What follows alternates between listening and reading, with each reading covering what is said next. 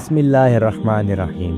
تورات حضرت موسیٰ علیہ السلام پر یک بارگی میں، یعنی پوری کی پوری تورات ایک ہی دفعہ حضرت موسیٰ علیہ السلام پر نازل کر دی گئی تھی۔ اس کے برعکس قرآن مجید تھوڑا تھوڑا کر کے نازل کیا جاتا رہا، جبکہ اس کی تکمیل 23 سال کے عرصہ میں ہوئی۔ ایسا آخر کیوں ہوا؟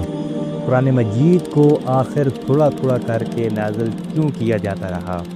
علماء کے مطابق اس کی 4 وجوہات ہیں۔ پہلی وجہ یہ تھی کہ حضور امی تھے، یعنی لکھنا پڑھنا نہیں جانتے تھے، اس لیے اگر سارے کا سارا قرآن ایک ہی مرتبہ نازل ہو جاتا تو اس کا یاد رکھنا اور ضبط کرنا دشوار ہو جاتا۔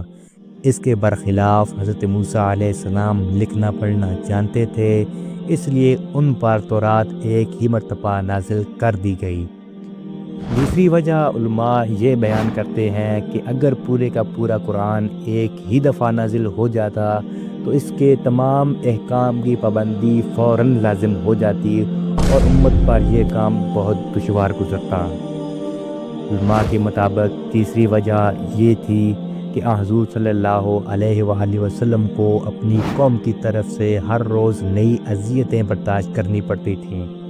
حضرت جبرائیل علیہ السلام کا بار بار قرآن کریم لے کر آنا ان اذیتوں کے مقابلے کو آسان بنا دیتا تھا۔